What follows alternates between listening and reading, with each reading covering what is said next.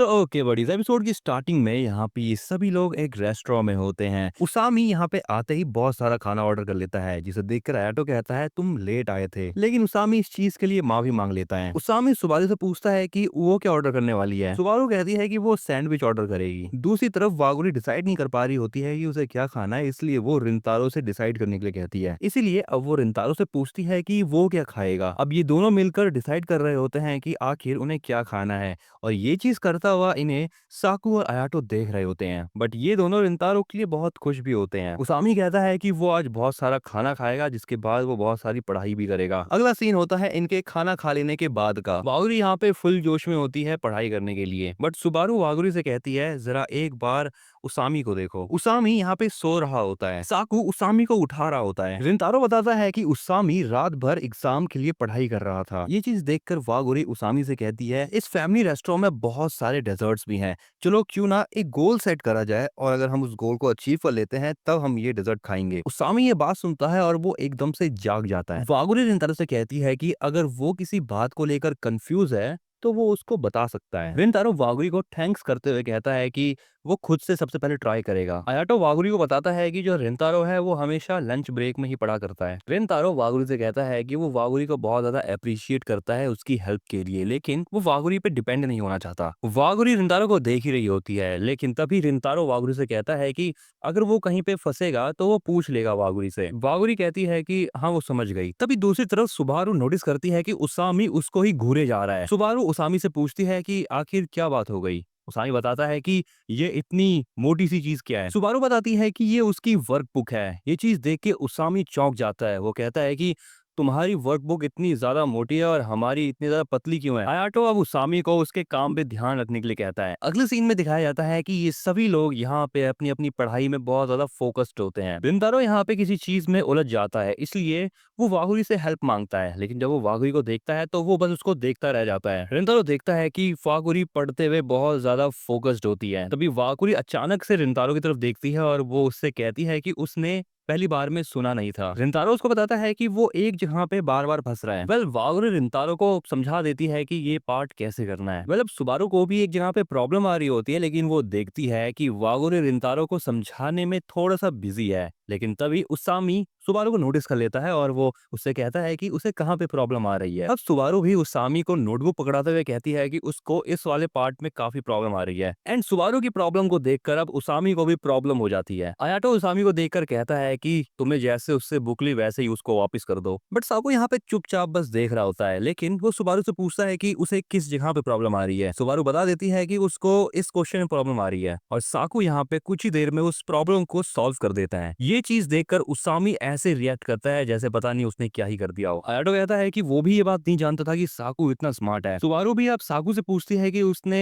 ये प्रॉब्लम कैसे सॉल्व कर ली। साकू कहता है कि इसमें कोई बड़ी बात नहीं है, सारी प्रॉब्लम्स ऐसी ही सॉल्व हो रही थी। अयाटो बोलता है कि साकू किसी भी चीज को समझाने में बहुत ज्यादा अच्छा नहीं है, यानी वो एक अच्छा टीचर नहीं है। अब साकू ये चीज सुन लेता है और उसको थोड़ा सा बुरा लगता है, इसलिए वो रिंतारो से कंफर्म करता है। रिंतारो कहता है कि ऐसी कोई बात नहीं है, वो लोग ही कुछ ज्यादा ही बेवकूफ हैं। यहाँ पे वो खुद की और उसामी की बात कर रहा होता है। उसामी अब साकू को समझाने लगता है कि उसको चिंता करने की कोई जरूरत नहीं है। हाँ वो बात अलग है कि कई बार ऐसा हुआ है कि उसामी को बिल्कुल भी समझ नहीं आ रहा होता कि साकू कह क्या रहा है। अयाटो कहता है कि साकू जब भी कुछ समझाता है तो वो अपना बेस्ट देता है समझाने में। बस साकू अब यहाँ पे सुबारू की बुक ले लेता है और वो उसको समझाने के लिए तैयार हो जाता है। साकू अपनी पूरी कोशिश करता है समझाने की, लेकिन इन दोनों को कुछ भी समझ नहीं आता। साकू को यहाँ पे बहुत ज्यादा शर्म आ रही होती है, इसलिए वो कहता है कि अब उसके जाने का समय हो गया है। अगला सीन होता है चिदोरी स्कूल का। यहाँ पर इनका रिजल्ट आया होता है और ये लोग देखते हैं कि ये सभी के सभी पास हो चुके हैं अपने अपने सब्जेक्ट्स में। उसामी यहाँ पे बहुत ज्यादा खुश होता है क्योंकि वो इस बार फेल नहीं हुआ, लेकिन इसी के साथ साथ उसके 5 मार्क्स एक्स्ट्रा आए हैं लास्ट टाइम से मैथ के सब्जेक्ट में। तभी यहाँ पर ये दोनों स्टूडेंट्स रोते हुए रिंतारो और उसामी के पास आते हैं और उनसे पूछते हैं कि आखिर इस बार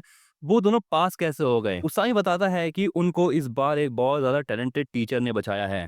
ये दोनों लड़के समझ जाते हैं कि ये साकू की बात कर रहा है, इसलिए अब ये दोनों साकू के पास जाते हैं उसको मनाने के लिए, ताकि साकू इन दोनों को अगले टर्म में पढ़ा पाए। तभी यहाँ पे इनका टीचर आता है और वो इन सभी को बताता है कि फाइनल एग्जाम खत्म हो चुके हैं और छुट्टियां जो हैं गर्मी की वो आने ही वाली है। मतलब इनका टीचर इनसे पूछता है कि ये लोग समर वेकेशंस में क्या क्या करने वाले हैं। कुछ लोग कहते हैं कि वो बीच पे जाएंगे, कुछ लोग कहते हैं कि वो बहुत सारे गेम्स खेलेंगे। इनका टीचर इनसे कहता है अच्छी बात है, जाओ जाके मजे करना। लेकिन तभी एक स्टूडेंट कहता है क्या आपको होमवर्क नहीं देना हमको। इनका टीचर इनसे कहता है कि पढ़ाई जरूरी है लेकिन मजे करना भी बहुत जरूरी है। इनका टीचर इन्हें बहुत ज्यादा समझाता है कि इन गर्मियों की छुट्टियों को बहुत ज्यादा एंजॉय करना। वेल इसके बाद अगला सीन होता है स्कूल के बाद का। कुछ स्टूडेंट्स यहाँ पे आते हैं और वो इन चारों से कहते हैं चलो कहीं पर चलते हैं। उसामी यहाँ पे एकदम से तैयार हो जाता है। उसामी पूछता है कि आखिर उन्हें कहाँ पे चलना है। ये लोग यहाँ पे दो ऑप्शन देते हैं, पहला गेम खेलने का और दूसरा कैरियोके में जाने का। उसामी रिंतारो से पूछता है कि उसे कहाँ पे चलना है। रिंतारो कहता है कि उन्हें बॉलिंग करने के लिए जाना चाहिए और सभी लोग यहाँ पे एक बारी में ही मान जाते हैं। अब अगले सीन में ये लोग बॉलिंग सेंटर जा रहे होते हैं खेलने के लिए। रिंतारो सोच रहा होता है कि जब से स्पोर्ट फेस्टिवल हुआ है तब से मिलकर ये लोग बहुत सारी चीजें कर रहे हैं। वो इन सारी बातों को लेकर खुश भी होता है। तभी यहाँ पे ये लड़के देखते हैं कि उनके सामने से कीक्यो की स्टूडेंट्स जा रही होती हैं। रिंतारो देखता है कि उन लड़कियों में वागुरी भी होती है। उसामी यहाँ पे वागुरी और सुबारू को आवाज लगाने लगता है लेकिन साकू और अयाटो उसको चिल्लाने से रोक लेते हैं। साकू उसामी को समझाते हुए कहता है कि अगर इन लोगों को पता चल गया ना कि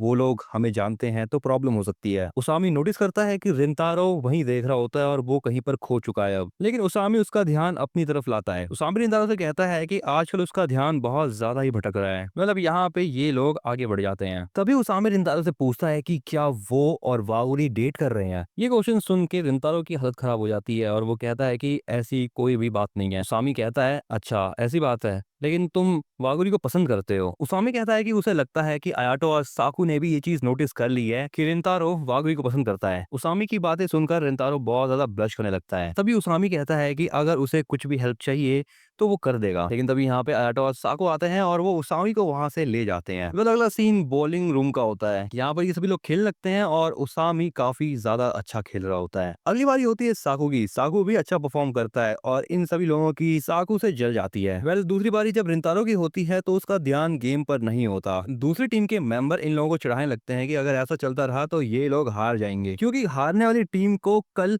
लंच खिलाना होगा। रिंतारो यहाँ से थोड़ी देर के लिए एक ब्रेक पे चला जाता है। रिंतारो यही सोच रहा होता है कि उसके दोस्तों को ऐसा क्यों लग रहा है कि वो और वागुरी डेट कर रहे हैं। वो उसको तो पता भी नहीं है कि डेट करना होता कैसा है। उसके लिए तो वागुरी को स्माइल करते हुए देखना ही बहुत ज्यादा है। तभी यहाँ पे अयाटो हो जाता है। रिंतारो अयाटो से माफी मांगता है क्योंकि वो कॉन्सेंट्रेट नहीं कर पा रहा। अयाटो रिंतारो से कहता है कि उसामी ने तो बस ऐसे ही तुमसे वो वाली बात पूछ ली थी, उस चीज को लेकर तुमको ज्यादा चिंता करने की जरूरत नहीं है। रिंतारो अयाटो से डेट के बारे में पूछता है लेकिन अयाटो कहता है कि उसको डेट के बारे में कुछ भी नहीं पता। रिंतारो अयाटो से कहता है सो तुम्हें भी नहीं पता। अयाटो कहता है हाँ वो इसलिए क्योंकि मैंने कभी किसी को आज तक डेट ही नहीं करा। अयाटो रिंतारो को सावधान करते हुए कहता है कि तुम ये सेम क्वेश्चन हमारी क्लास में किसी से मत पूछना क्योंकि अगर उसने ऐसा पूछा किसी से तो सामने वाले उससे बहुत ज्यादा क्वेश्चन पूछने लग जाएंगे। अयाटो रिंतारो से कहता है कि ये पहली बार था जिंदगी में कि सामने से रिंतारो अयाटो की एडवाइस लेने के लिए आया हो और वो इस बात को लेकर काफी हैरान भी है लेकिन वो इस चीज के लिए खुश भी है। अयाटो ये भी कहता है कि आजकल रिंतारो अपने दोस्तों के साथ खुद की फीलिंग्स को लेकर बहुत ज्यादा ओपन भी हो रहा है।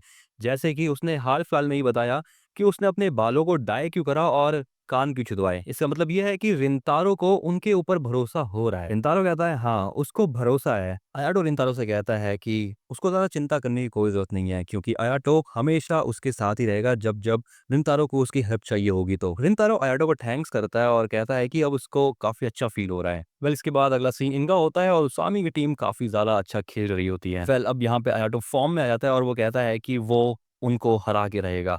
वेल अगला सीन अब रिंतारो के घर का होता है। यहाँ पे उसको बहुत सारे मैसेजेस आ रहे होते हैं और मैसेजेस में ये लिखा होता है कि उसामी की टीम हार गई इसलिए अब वो लोग कल खाना खिलाएंगे। रिंतारो यहाँ पे यही कह रहा होता है कि उन्हें अपने दोस्तों के साथ आज खेल कर मजा आया। तभी यहाँ पे रिंतारो को सुबारू का मैसेज आता है और उस मैसेज में सुबारू ने वागुरी के बर्थडे के बारे में मेंशन कर रखा हो। वेल इसी के साथ ही बड़ी यहाँ पर ये एपिसोड होता है एंड तुम्हें एपिसोड कैसा लगा इसके बारे में तो मुझे कमेंट में जरूर बताना है। इस चैनल को सब्सक्राइब कर देना, उस वीडियो को लाइक करना मत भूलना।